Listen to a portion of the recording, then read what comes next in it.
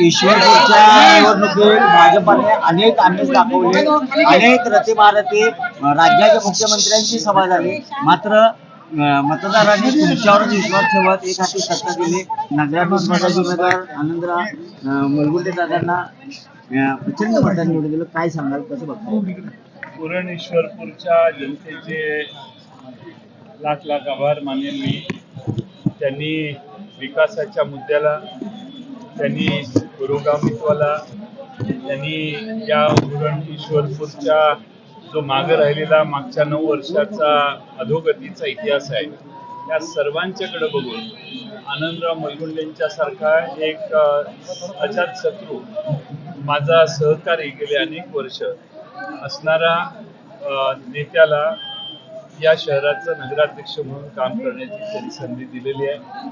या शहराला आम्ही पुन्हा एकदा विकासाच्या रुळावर आणण्याचा पण करूनच ही निवडणूक लढवलेली होती आणि विकासाला हे शहर किती प्रतिसाद देतं हे आज नाही, गेले 40 वर्ष सतत एक अपघात सोडला तर कायम सतत या शहरात दिसलेला आहे. मी आनंदराव मुलगुंडे आणि आमचे 22 नगरसेवक निवडून आलेले आहेत आणि त्याचबरोबर 8 आमचे नगरसेवक पराभूत झाले. त्या सर्वांना बरोबर घेऊन आम्ही या शहराचा विकास चांगला करू. जे आता नव्याने आमच्या विरोधात निवडून आलेले आहेत त्यांना देखील विश्वासात घेऊन या शहराचा चौफेर विकास करण्याचं काम आम्ही नक्की करू. या शहरातल्या अनेक प्रश्नांची सोडवणूक करण्यासाठी माननीय मुख्यमंत्र्यांनी येऊन या ठिकाणी भाषण करून बरेच घोषणा केलेल्या आहेत. त्या सगळ्या घोषणा मला खात्री आहे मुख्यमंत्री पूर्ण करतीलच असा माझा विश्वास आहे.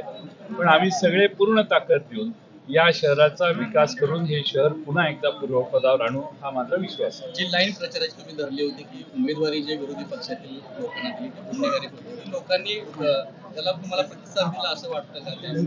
मला वाटतं की तोही एक महत्त्वाचा मुद्दा ठरला या निवडणुकीत आणि लोकांनी त्याला प्रतिसाद दिला आणि मला विधानसभेत जेवढं मताधिक्य या शहराने दिलं जवळपास तेवढंच मताधिक्य माझ्या उमेदवाराला देऊन या शहराने एक वेगळाच आपली भूमिका ठाम असल्याचं पुन्हा एकदा सिद्ध केलं. विधानसभेला तुम्ही गुलाल खेळला नव्हता, पण आज तुम्ही गुलालात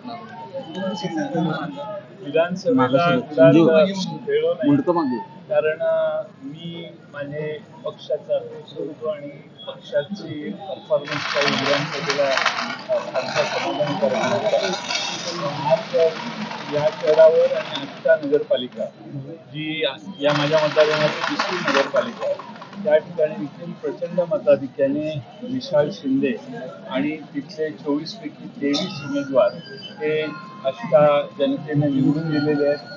तिथे भानुमती किंवा लिंबू करण्याचा प्रयत्न हा आष्ट्याच्या सुजाण सुशिक्षित आणि प्रगतीशील असणाऱ्या शेतकऱ्यांनी आणि सामान्य नागरिकांनी मोडून काढला याबद्दल आष्ट्याचं विशेष अभिनंदन केलं पाहिजे.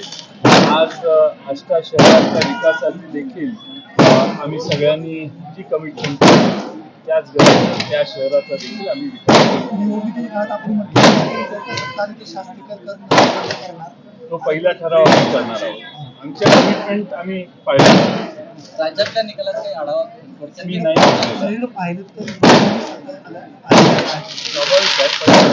निकाल पाहिलेला नाही, पण मी असं ऐकलं युतीच्या विधानसभा निवडणूक असेल, नगरपालिका असेल, प्रत्येक वेळेला जयंत पाटील यांना टार्गेट केलं जातं. तुमच्यावर अनेक वेळा टीका केली, पण या निवडणुकीत किंवा विधानसभा निवडणुकीत कुणावरही टीका न करता विकासाच्या मुद्द्यावर जिंकलात. कसं बघता याकडे?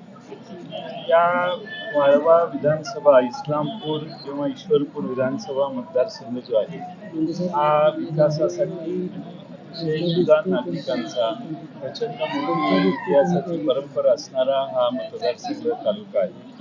इथं चांगलं काय आणि वाईट काय हे ओळखणारी चाणाक्ष मतदार आहे. त्यांचा आशीर्वाद आज नाही 40 वर्ष सतत मला लाभलेला आहे आणि त्यांच्या आशीर्वादानेच मी इथंपर्यंत पोहोचलेलो आहे. त्यामुळं या शहराला किंवा आष्टा शहराला जो सुजाण नागरिक आहेत त्यांनी अतिशय उत्तम आम्हाला प्रतिसाद दिला. मी त्यांचे आभार मानतो. डायरेक्ट या विधानसभेत नगरपालिकेच्या दोन्ही निवडणुका आम्ही पूर्ण लक्ष देऊन लढवल्या. लक्ष देऊन मतदारांना विश्वासात घेतल्यावर यश मिळतो हा माझा विश्वास आहे. आणि म्हणून आमच्या विरोधी प्रचंड आर्थिक कुमक देण्यात आली, प्रचंड आर्थिक प्रयत्न अनेकांनी केले. पण मला वाटतं की माझ्या मतदारांनी मला पुन्हा एकदा चांगला सक्षम नगरपालिका ताब्यात घेतलेल्या आता महानगरपालिका सांगलीची बहुमत केली. त्याकडे कसं बघता? मी चांगल्या दृष्टीने बघतो. महानगरपालिका सांगली शहर, सांगली इंग्लिश कुपवाड महानगरपालिका आणखी बऱ्याच सुधारणा करायच्या. पण आमच्या आघाडीच्या चर्चा चालू आहेत. त्या चर्चा झाल्यानंतर विचार करू. आता इथून पुढे विरोधकांचा करेक्ट कार्यक्रम का डायरेक्ट कार्यक्रम? आणि सात सुटली त्यांचा टप्प्यावर आणि पण व्हायला जी सात सुटली त्यांचा टप्प्यावर कोणत्याही रेल व्हायला मी काय त्याच्यावर भाष्य करत नाही. मला सर्वांच्या बद्दलच सहानुभूती आहे.